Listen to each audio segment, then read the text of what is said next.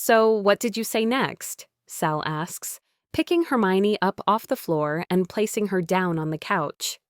Layne pulls the drawstrings of her hoodie tighter around her face as an answer. I whine when she fails to feed us answers, my curiosity taking control of my body once again. Our little Ginger went on a coffee date with some sophomore astrology student during lunch today. She had, of course, told us this little fact just as I was getting ready to head to practice. Now she's refusing to tell me anything about this magical woman who somehow managed to get Layne Weaver to go out with her. I need details. This mystery astrologer and I need to talk about how in the hell she got Lainey Lou to ditch the library and go for a drink with her. A simple coffee date is a super big deal when it comes to the ginge. She doesn't even fucking drink the stuff. So I want to know what's so special about the girl that asked her out. Layne attracts a lot of attention, some from the male species that is ignored for obvious reasons, but most of the inquiries come from women. Despite all these potential girlfriends shooting their shot left, right, and center, she rejects almost every single offer. Of course, Sal and I have encouraged her to take a chance and get out there, plus we give her top-notch dating advice. Who wouldn't want tips from a girl who's been with her boyfriend since the 7th grade and another girl whose taste in men is actually embarrassing? Personally, I would snap your hand off at that offer. Layne, for some reason, disagrees with me and tells us both to fuck right off anytime we bring it up. Either that, or she turns the tables around and asks me why I haven't dated since last February. Then it's my turn to get defensive, cry a little, and grab a tub of ice cream out of the freezer. That sneaky bitch knows exactly what line to pull to get me to back off. But, so far in this conversation, she hasn't told Sal and I where we can shove it. This is exactly what leads me to believe that she actually wants to gush about Miss Astronomer. What a twist in fate, My patience starts to wear thin, so I do the only thing any reasonable, mature adult would do. I scream at the top of my lungs, keeping the pitch painfully high, until Layne shoves an apple in my open mouth to shut me up. See? That's some next-level mature adult shit. Oh my god, fine, Gingy huffs, the drawstrings on her hoodie now loosened so we can stare at her little baby face. I bite a chunk out of the apple Layne shoved in my mouth and high-five Salma, this moment definitely going down in our roommate history book. Not once, in the past 2.5 years of living together, have Sal or I won against the she-devil that is Lainey Lou. Who'd have thought all it took was some annoying shrieks? I was packing up my shit after yoga class when Jasmine came up to me. Salma and I interrupt her story with a synchronized squeal of Miss Astrologer's name. Jasmine. That's a hot girl name. Astrologer is hot as shit. I can just feel it in my bones. Layne shoots us a withering glare and continues. As I was saying, Jazz comes up to me and starts up a conversation, and before you ask, we literally just spoke about what class was like today. So we were talking, and all I could think about was if it was a friendly chat or a flirty chat. I mean, you guys know that straight girls flirt with their friends in a playful way. So I was kind of worried she was just doing that and not seriously trying to charm me. I mean, I had noticed her a few times during yoga, but I assumed she was straight, so never bothered trying. Sal and I nod in understanding. We both may be straight women, but we know Layne lacks the confidence to go to up a girl and ask them out without for sure knowing their sexuality. We also know all too well about the straight girls flirting with straight girls thing. Salma and I are no strangers to the odd, and by odd I mean frequent, spoon and the harmless flirty jokes. It's just what we do, and Layne joins in with that action too. But I can understand her frustration when it comes to potential dates. But I ignored my paranoid brain and walked out of the gym with her. I was about to dash when she just asked me out. That earns another squeal. At first, she just wanted to know if I was free during lunch for some coffee, so I pulled up my big girl panties and asked her if it was a date. That earns a round of applause and one single whoop from Sal. Thank you. Thank you very much. She gives us a little bow from her seated position on the floor. I grab her hand and tug at it until she looks at me. A tactic I learned from Sal a long time ago. As much as I'm loving this, I don't have a lot of time till I need to be at the rink. Sadly, duty calls. That means girl talk has to be cut short today, all because Coach Johnson has a thing for punctuality. Salma hits me on the back of the head for my comment, muttering, "Stupid internship ruining the best day of my life. Yikes. Loving the support, Sal. Keep up the good work." Anyways, Layne trails off, shooting daggers at the two of us. After I asked her if it was a date, she just laughed at me and said, "Wasn't I flirting hard enough?" That obviously made me explode. No, seriously, I swear I could see my brains smeared all over the walls. Well, that's a graphic image to throw in the mix whilst telling a cute story. Then we organized a time to meet, chose a place, and 3 hours later, I found myself sitting in some cute, family-owned bakery, telling a complete stranger what it was like coming out to my mom. A string of sniffles is the only thing that draws my watery eyes away from my ginger friend. "Crap!" Salma cries, wiping at her eyes. "My mascara! Layne, you bitch! You owe me some tears." I'm not 100% sure that Sal's logic makes sense, but I'm way too bleary-eyed to argue with her. We met Layne when she was a shy, extremely depressed, and sexually confused 18-year-old. Over the past 3 years, we've watched as she gained confidence, figured out her sexual orientation, and battled her depression until it ran away and left her to finally be happy. It was a long road of self-discovery, a hella lot of midnight calls, and 2 a.m. movie marathons. But now we're at a place where Layne can openly discuss her feelings, meet new people with a bright smile, and, most importantly, she can accept who she is for what she is. Proud doesn't even scratch the surface of what I feel when I look at her as she talks about what seems to have been a very successful date. I may joke around about feeling like Layne's mom, but knowing that she trusts us so much that she's perfectly comfortable describing their date really makes my heart melt and causes tears to prick in the corner of my eye. I can only assume this how mothers feel as they watch their firstborn graduate. That's what Layne Weaver is to me. She's not my roommate or my best friend. She's not my sister. Nope, Layne Weaver is my firstborn baby. My little girl that I have watched blossom into an independent and beautiful young woman.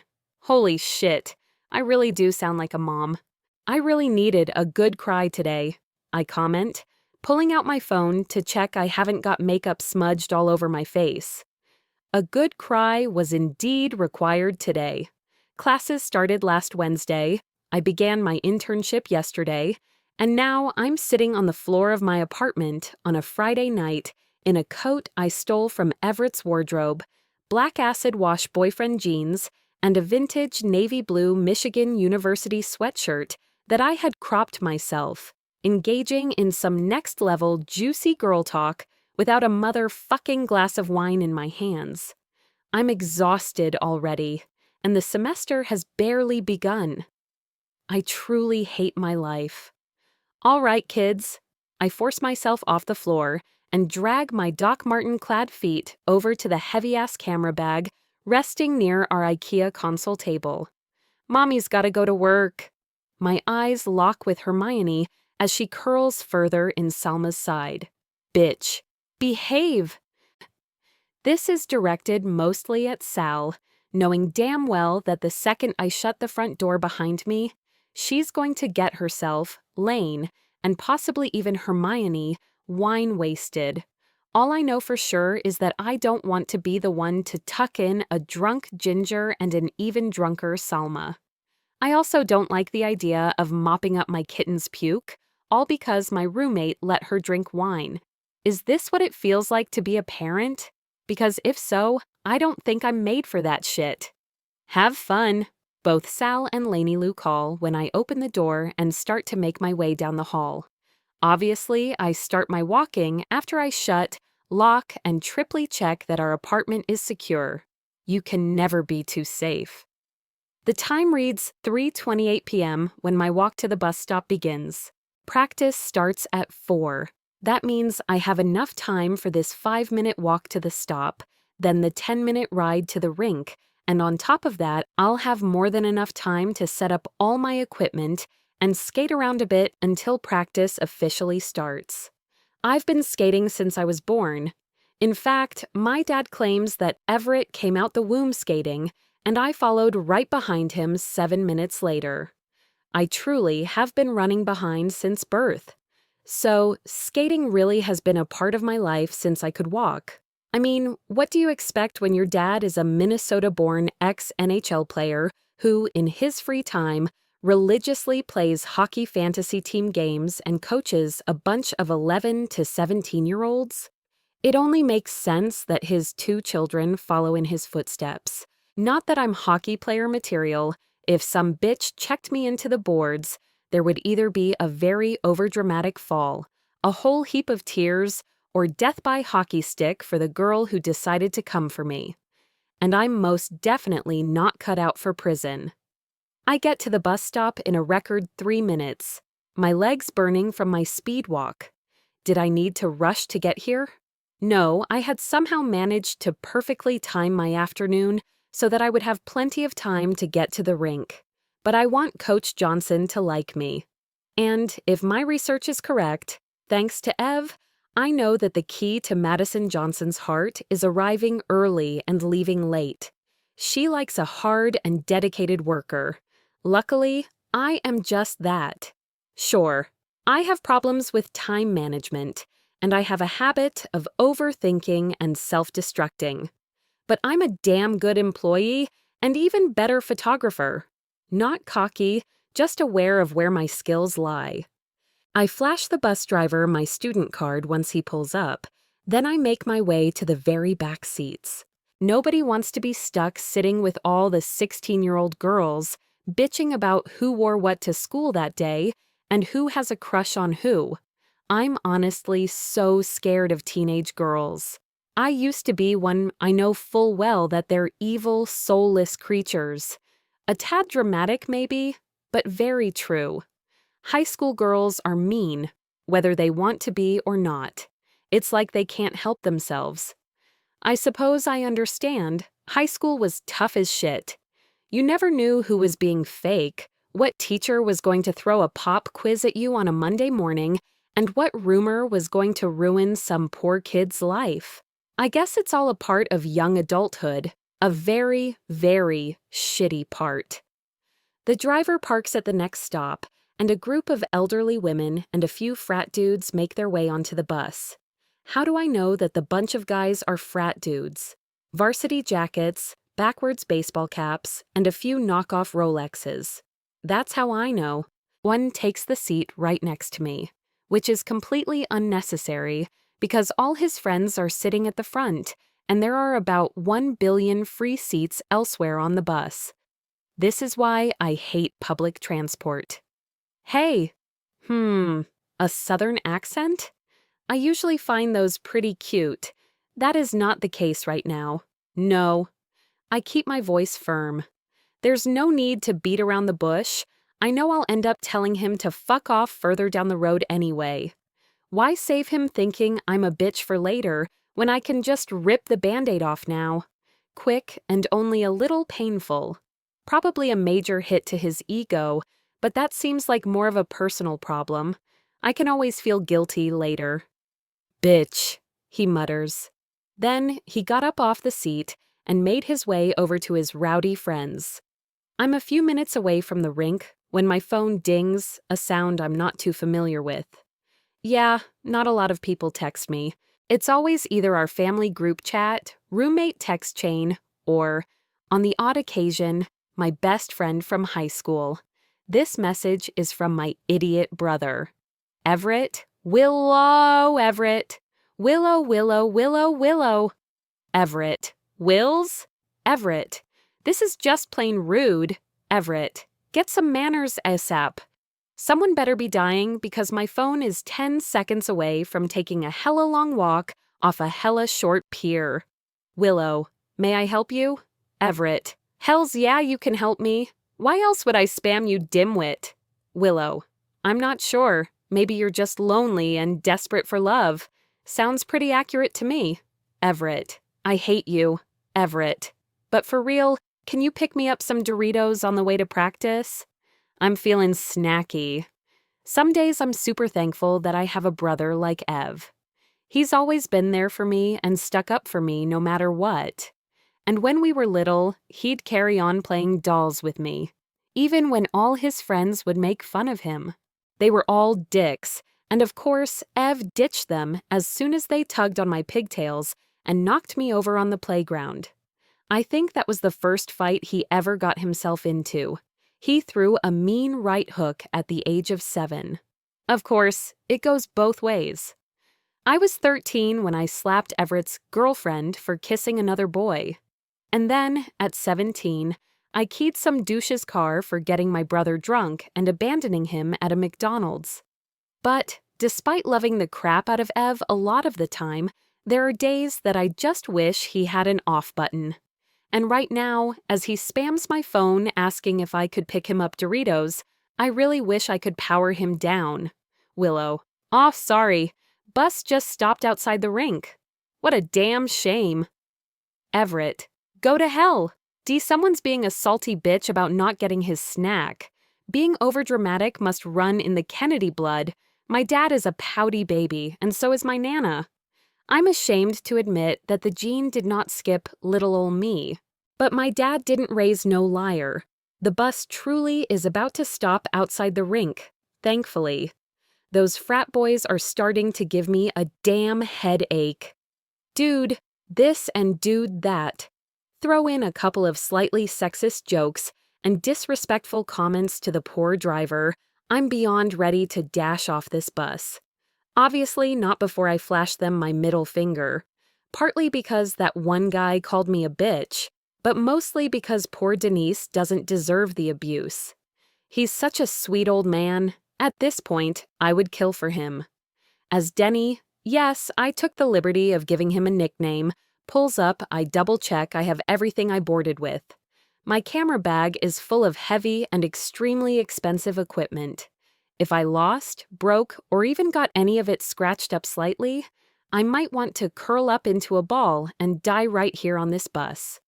Thankfully, all my stuff is packed away safely. We can save that meltdown for another day. Thank you.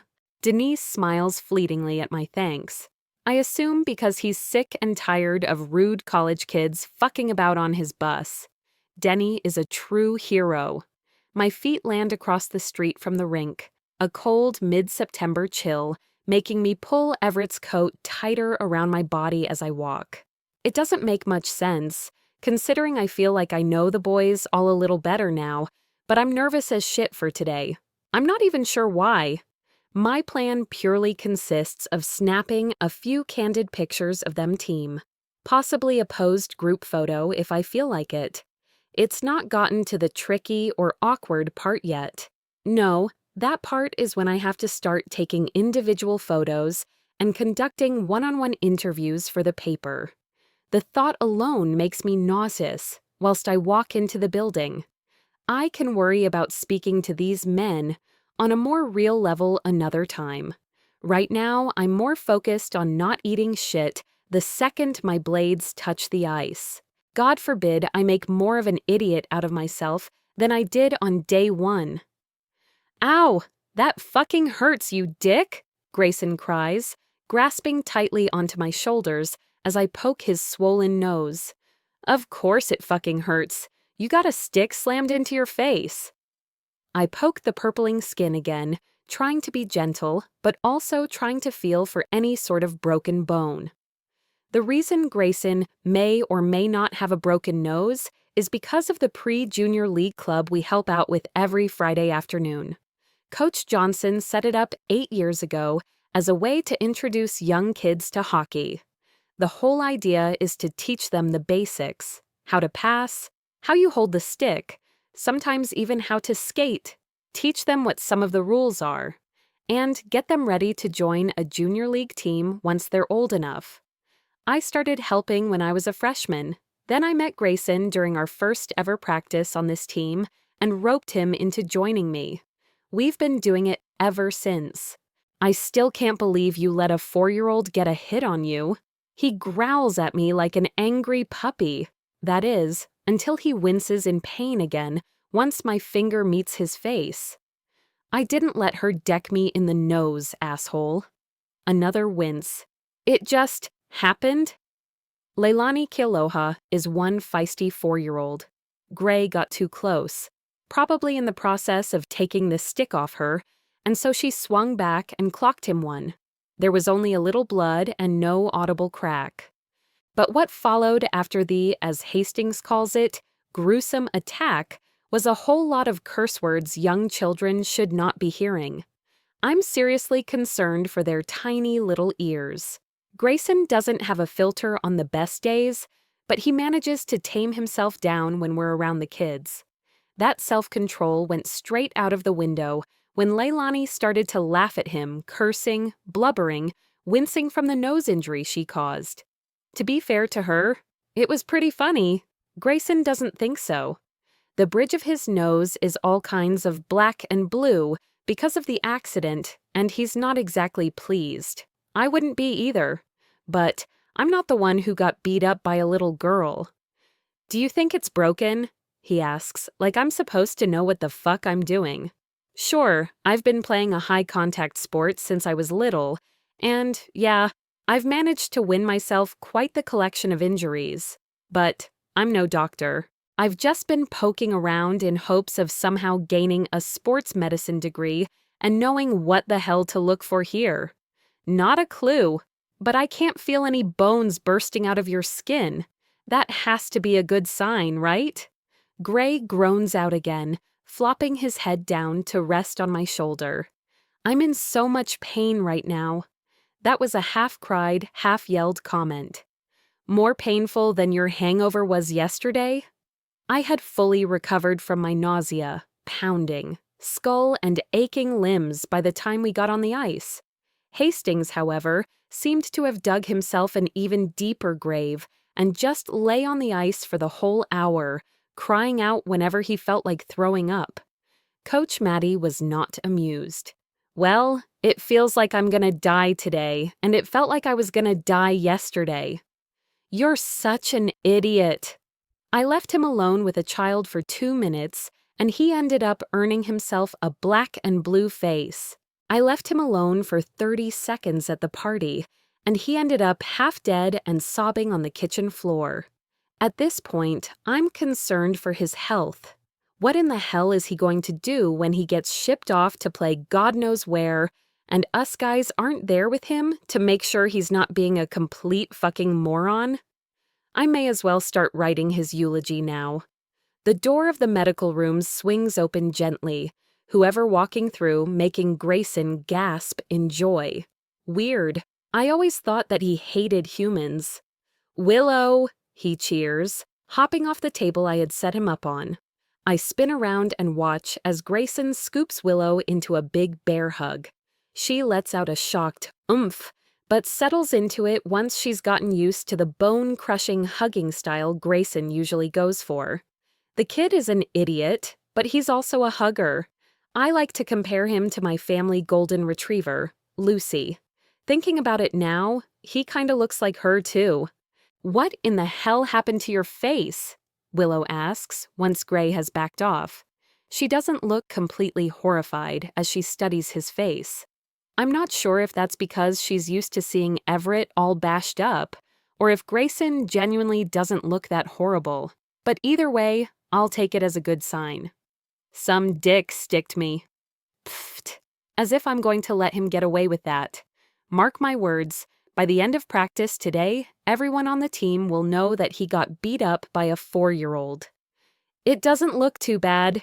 You want me to check it out for you? She asks him, her eyes running over the bruised and swelled up skin. He just nods and hops back up onto the table.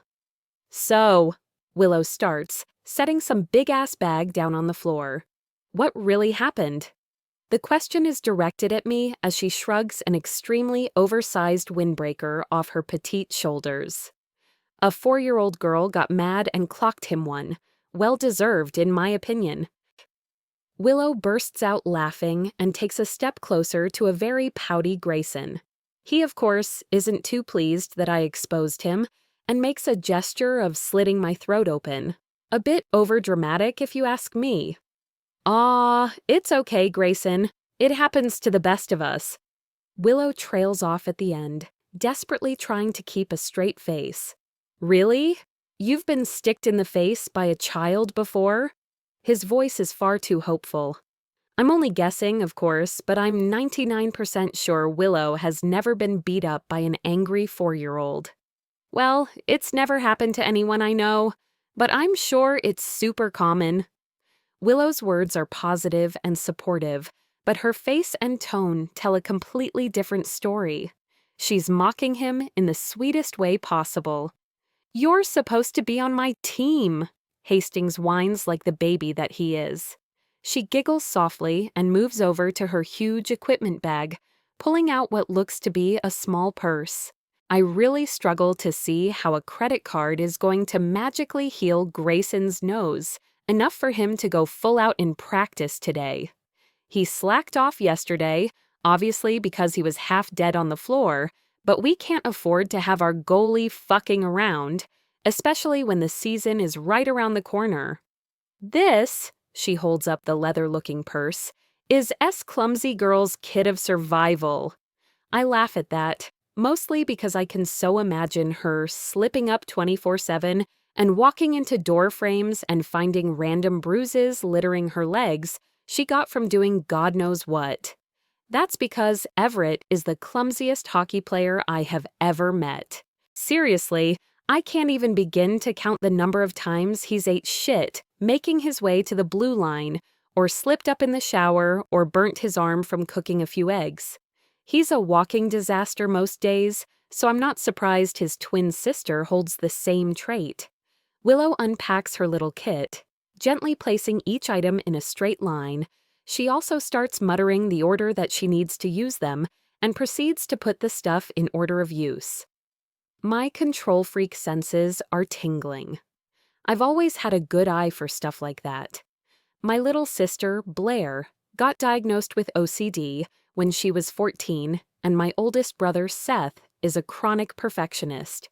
Growing up around people who compulsively need to do things a certain way or organize things a certain way is definitely what made me develop my detector for the kinds of behaviors usually linked with being a perfectionist or control freak. Obviously, I could be totally wrong about Willow, and she might just be a super organized person. I never said that my detector was 100% accurate. All right, let's sort this mess out. She takes a wet wipe out and goes to clean the small cut along the top of Grayson's nose. He winces as soon as it meets his face, coiling away from Willow's hands in pain. She just ignores his groans and continues to swipe gently at the broken skin. That little girl must have quite a swing to cause a big guy like you so much damage. Grayson ignores her and hisses in pain, again, when she skims the pad of her pinky finger against the bruised skin.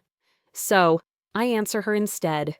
"Oh yeah, Lanny's got a lot of power in her hit, for such a tiny human that is.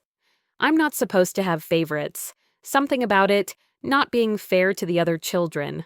Some bitchy dad brought it up when I told his son he wasn't allowed to throw pucks at people's heads. He claimed that I was treating his child differently to all the others, and he was absolutely right. His kid was a real dick. Whiny, bratty, spoilt, and way too self-obsessed for a 6 years old. The boy had a bigger ego than I do after I score in a game. So I told his dad that if he didn't agree with my teaching methods, He could fuck right off and take his annoying child with him. That didn't go down too well. But even though I shouldn't have favorites, I still secretly do. And Layne is one of them. Even before she hit Hastings in the face, I thought she was one kick-ass child. I know she's only in the group because her big brother is, but I see a lot of really great potential in the little fighter. She's a future Holden in the making. A killer player with a knack for getting into fist fights. Willow laughs at me, the sound so light and airy it makes me stare at the side of her face harder. All right, all clean. Grayson makes a move to get off the table, but Willow just pushes him back down. I'm not done yet, you big baby. He rolls his eyes, and I just laugh at their interaction. Jesus, how many times has this girl made me laugh today? I'm concerned for my fucking health. But practice starts in 10, and I need to comb through my hair. Jesus fucking Christ. Hastings and that stupidly blonde head of hair of his will be the death of me. The man spends 40 minutes every day combing, brushing, styling. I have no clue why. It looks the exact same from when he goes into the bathroom to when he comes out. Obviously, I've never told him that. Some people like living, and I just so happen to want to survive and keep my balls safely attached to my body. I'm convinced Grayson has murdered people over his hair before. I wouldn't be at all surprised. I never knew you were such a diva, Hastings. Willow snickers at him, pulling some sort of cream out of her orderly lineup. Yet again, she makes me bark out a laugh at her quick wit and humor. She really has sarcasm nailed to a T. I'm not a diva. Some of us just don't want to look a slob. His comment is probably aimed at me. I'm only assuming that because my hair is unruly, my sweatshirt is creased slightly, and I've been wearing these shorts for about 3 days straight. Whoa, whoa, whoa, I call, arms spread out wide in a "you better fucking watch yourself" way. We were working with a bunch of children, Grayson. It's not a fucking fashion show. Now it's Willow's turn to laugh at me. God damn, that felt way too rewarding. Every day's a fashion show, Wilder. Grayson winks cockily at me. But, much to my satisfaction, his stupid smirk is slapped right off his face when Willow dabs a tiny dot of the cream onto his nose. Son of a bitch. Willow, that's really fucking cold. He moves his hands over to hers and attempts to shoo them away from his bruised skin. Keyword being attempt. Willow just slaps his hands away and carries on rubbing the cream over the purple and blue areas. Willow, that's really cold, I mock, raising my voice an octave higher. She laughs again, this time making eye contact with me and shaking her head softly with a giggle. Fucking hell, she's adorable. Oh God, I really shouldn't be thinking of her like that. Is she beautiful? Of course. Sexy? Undeniably. Sweet, funny, charming, cute? Tick, tick, tick, and motherfucking tick. I barely know her, yet I can clearly see that she's one hell of a woman and a goldmine of good qualities. But she's also, technically, an employee for the Wolverines. Wait, fuck that. She's one of my best friend's twin sister. That's 10 times worse than the employee thing. Tate Wilder, you're going to hell, Grayson huffs in his typical bitchy voice. I don't exactly appreciate what he said, but I'm thankful he drew me out of some very fucked up thoughts. All right, princess, you're all done. Willow smiles, now immune to our childish antics. I just put a bit of something on it to stop the swelling and to ease the bruising. Her explanation doesn't mean much to Grayson, who is already running his fingers through his messy blonde hair. So, she turns to me and hands me the small tube of cream. Just make sure he ices it when you get home. Oh, and remind him to apply this again before he goes to sleep. Do it until the bruising fades. I make a mental note of her instructions and gratefully take the cream from her soft hands. They're not tiny, which makes sense considering she's probably about 5 on 6 or 5 on 7, but they're definitely on the smaller side. She decorates her left thumb and right ring finger with rings. They're all silver, but the thumb ring has a deep blue stone placed in the center, whereas the right index finger holds two stacked on top of one another. One is a plain silver band, obviously worn for the purpose of stacking, and the other seems to mimic an arrow. Jesus fucking Christ. Wilder, normal people don't check out a girl's hands. Thank you, I choke out, a cough following the scratchy thanks out of pure awkwardness. I know Hastings can be a little bitchy.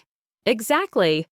I laugh at her bluntness. It's fine. He's not that bad. Better than my 2 kids at home. She chuckles and reaches for her big bag. Before she has the chance to sweep it off the floor, I grab the handle and throw it over my shoulder. My motion makes her wince. What? Not a fan of having people carry your bags? I tease, holding the bedroom door open for her. She simply shakes her head and jogs a little to make her way through the door before my arm gets tired. No, the act of chivalry is greatly appreciated and encouraged. She looks pointedly at me as we walk. Note taken. Well, erase it then, you dumbass. My camera bag is just very special to me. I'm a little protective is all. Willow trails off and looks up at me to gauge my reaction. What? Like her caring about expensive-ass equipment is so crazy? I know that I would put a protective force field around my hockey bag if I could. She's kind of like my baby, she mutters, reaching down and stroking the top of the actually very heavy bag. She? I chuckle for the 1500th time today. Get a fucking grip, Tate. Oh yeah, she's a she. Only a boss-ass bitch could be trusted carrying my camera. Willow states matter-of-factly, like I'm a fucking idiot for thinking she'd ever trust a man with the responsibility of storing her camera crap. So, I just can't help myself. I want to carry on talking to her. She's 10 times more interesting than Everett is. You mentioned you have 2 kids at home. Do I know 'em? Sue me for wanting to know more about our team's photographer? It's called being a team leader. Well, considering one of them is Reese's girlfriend, I would hope that you know her. You're friends with Salma? Sal and I have been friends since freshman orientation. Her and Reese started dating in high school. He told me that their school was actually only a town over from mine. Anyway, Reese and I instantly became best friends. Us Michigan boys have gotta stick together, and Salma came alone for the ride. She's probably the only person I know who can keep up with Reese's intellectual mouth. Half the time, I have no fucking clue what he's talking about. Best friends. I live with her and Layne Weaver slightly off campus. I think I've heard Reese mention that Sal had a feisty ginger friend. I'm assuming that's her. Layne Weaver. Is she a senior? Don't think I've met her before. Please God tell me I haven't met her before and forgot. That would make me the biggest tool in the world. Nope, Junior. And you probably haven't crossed paths. She's more of an inside person. She laughs at me like I would never in a million years know someone who wasn't super popular or a big partier. I look down at her bag and carry on walking to where I can hear other voices. I don't strike you as an inside person, Kennedy? She laughs at me again, this time a little louder, and violently shakes her head no. As if every man and their dog know that you're an extrovert at heart, a partier, a socializer, a natural flirt. She stops speaking abruptly as soon as she says, flirt. Oh shit. The point is, Willow moves on quickly, trying to act like she didn't just call me out. A natural flirt? Maybe. I wouldn't really class myself as a fuckboy or a player. I don't date nearly as many women as the other guys do. I don't always hook up with girls when I'm at a party. I don't always flirt my way through friendship groups and sororities. You haven't met her, but maybe you will someday soon. This intrigues me for obvious reasons. Oh yeah, why's that? My voice is way huskier than necessary, not intentionally, of course. Well, Sal and I convinced her to come to your opening game, and she loved it. That was a little less exciting than I hoped it would be. Our conversation is cut short as we meet the door of the locker room. You comin'? I ask when I notice she's stalling by the door.